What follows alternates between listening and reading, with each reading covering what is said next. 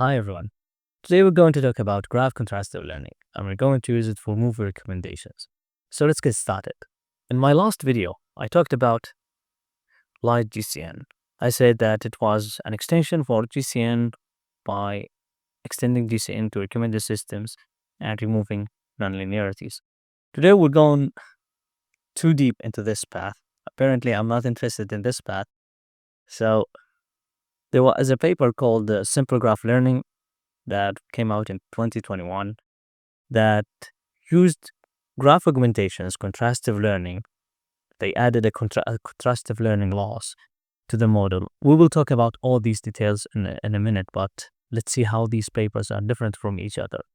So the self-supervised graph learning for recommendation is this paper here. And basically they added graph augmentations to the learning process. Then in another paper called SimGCL, it came out in 2022.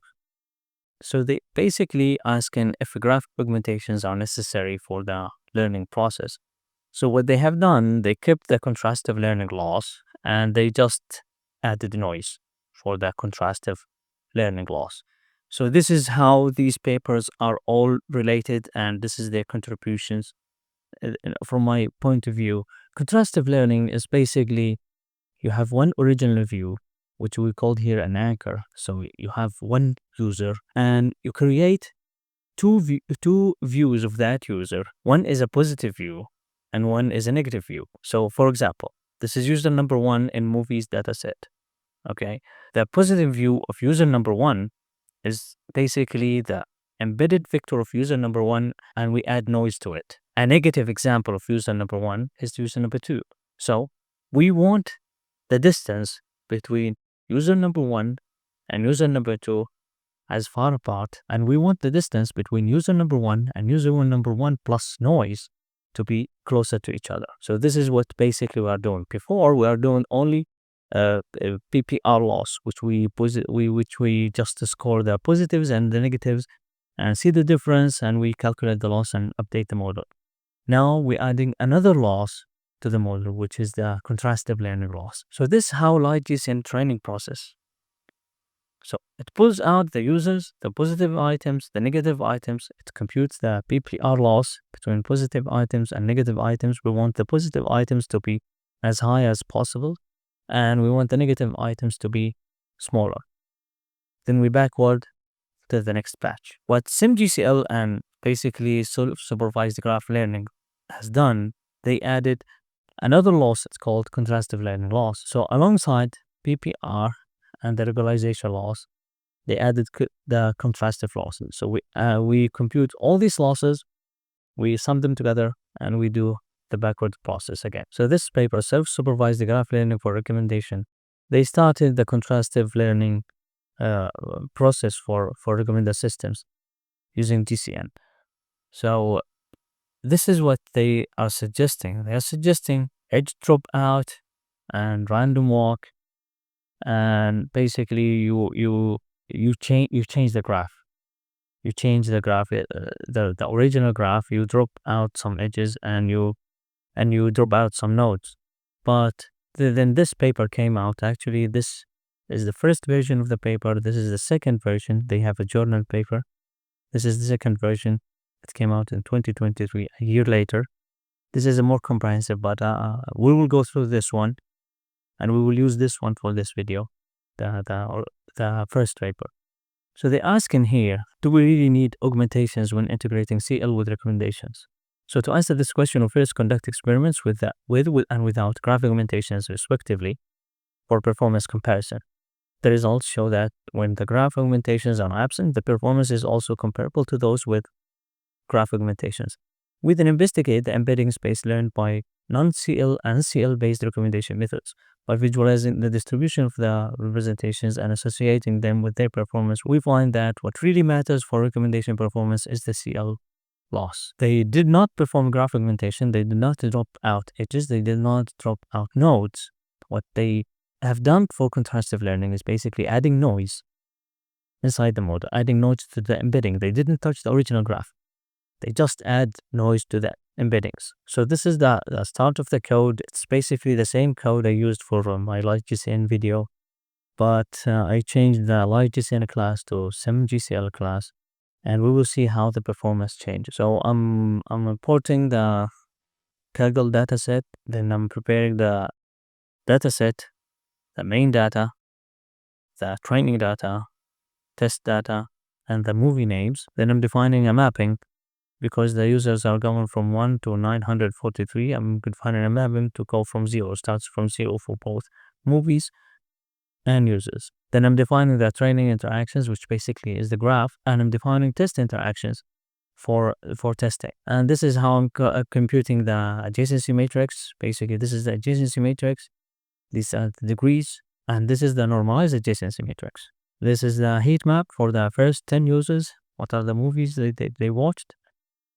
And this is the full heat map for the adjacency matrix. You can see it has the shape for bipartite graph.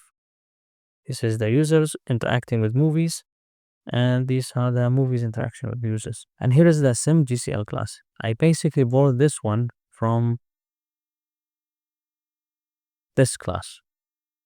So this class SimGCL is basically part of Self-rec library, but it has some dependencies. For example, it's calling graph recommender.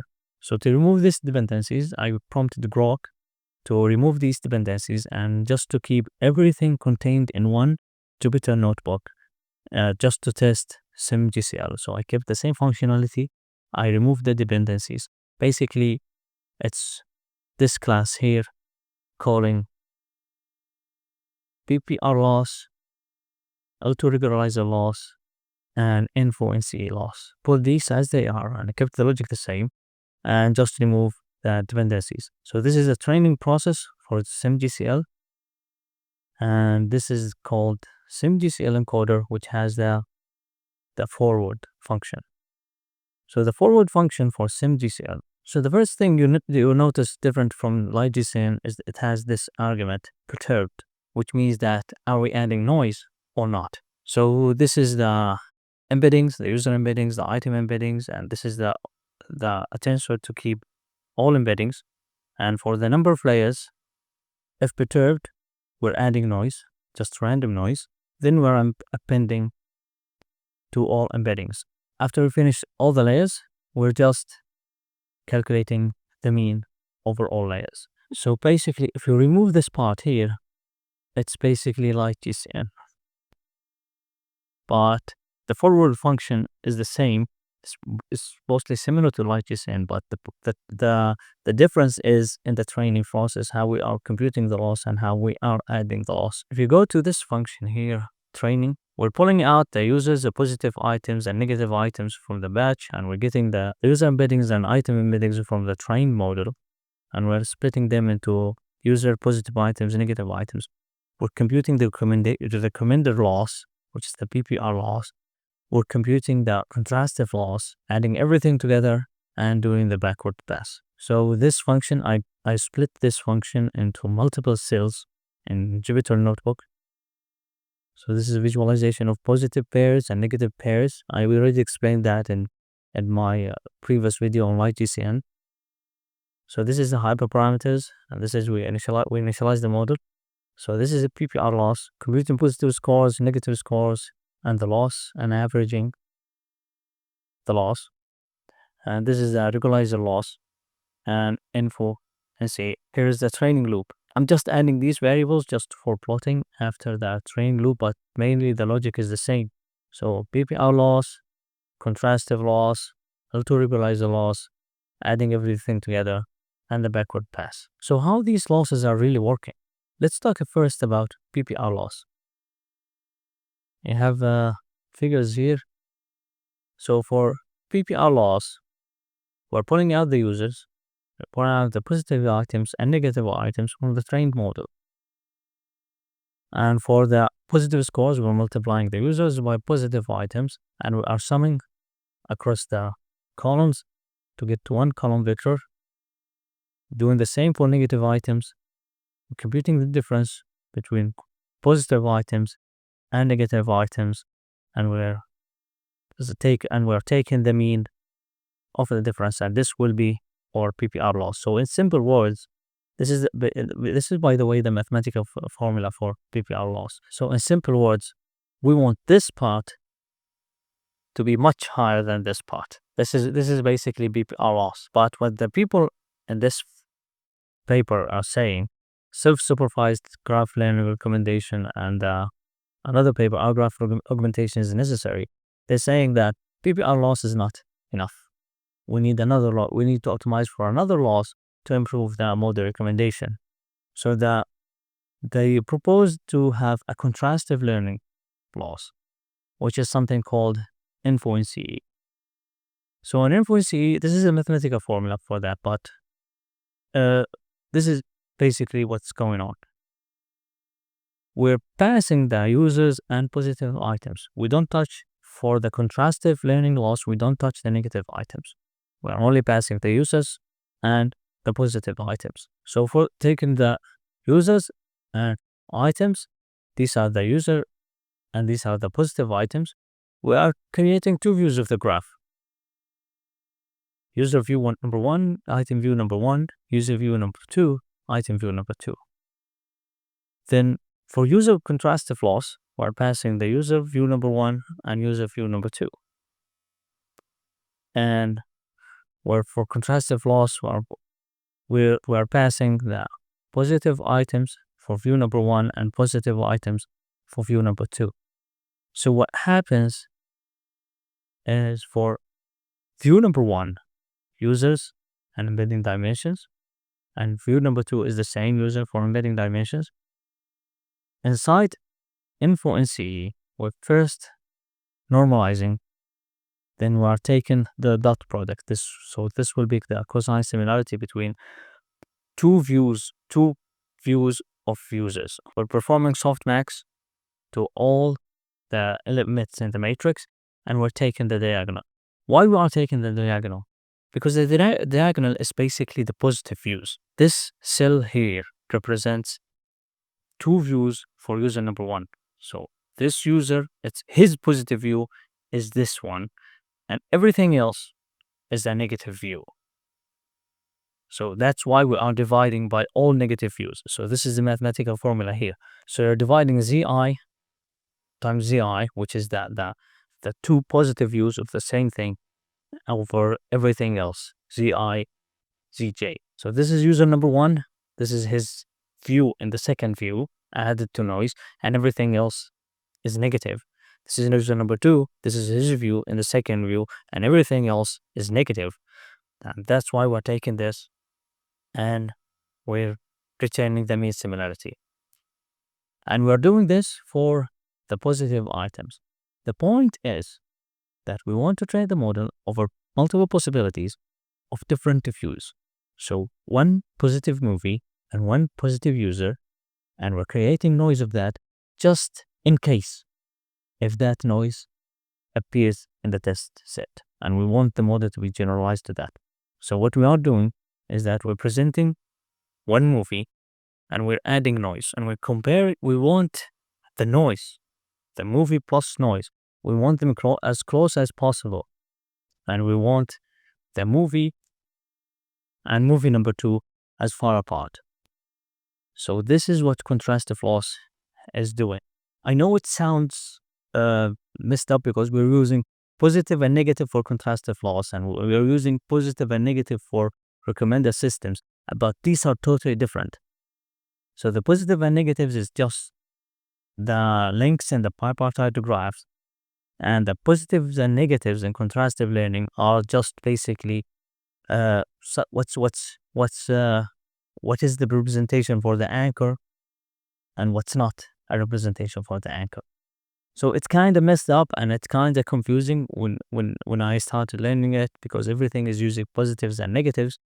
But this is the way it is. If I explain it in something else, it would if I use different terminology, it won't match up to the papers, to the literature.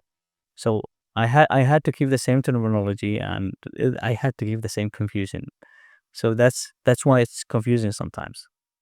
So this is a training loop. I'm using a mini batch training with a batch size 1024.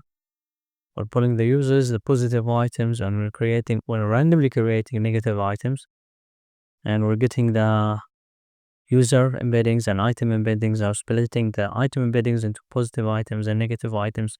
And here we're computing the loss. So in BPR loss, we're basically telling the model that here are the movies that the user interacted with. Here are the movies that the user did not interact with. Please assign higher scores to the movies that the user has interacted with. And in contrastive learning, we're telling the model that here is the movie, and here are two different views of the movie that might appear in this. These are closer to the original view. So we are telling the model these things, that these are the links. You should assign these links, and these are the possible views that you might see in the test set. We're training for 200 epochs, and here is the visualization of the losses. This is the PPR loss, and this is the contrastive loss, and this is the total loss. And the recall at 10 is 0.1. If you remember from my LightGCN video, the recall was 0.09. So this is an improvement over LightGCN, considering that we are training for only 200 epochs, not 1,000 epochs like we did in LightGCN. And here are the recommendations, but these are messed up. Just let me.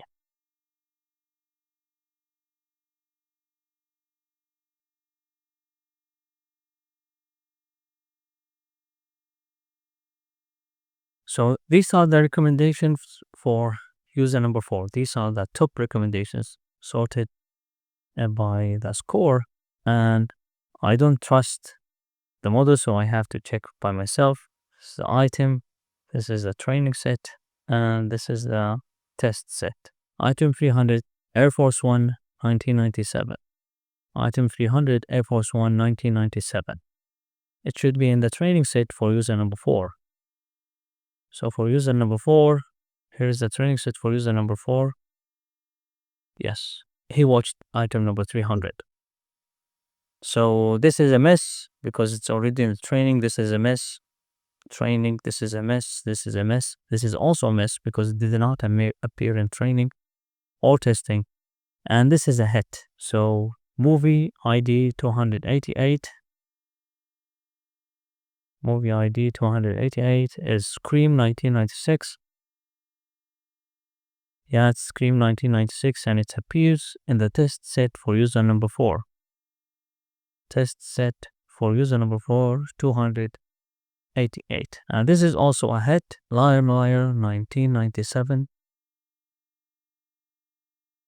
Liar Liar 1997. Yes, this is a hit. So for this user, we're getting 0.2 recall. So we're getting 2 movies from the test set. That's it, guys, for today's video. This is how we do graph contrastive learning for recommended system. I hope you enjoyed the video. By the way, I'll put everything, the notes, the code snippets, in one blog post and share it with you guys in the description below. Thanks for watching. Bye.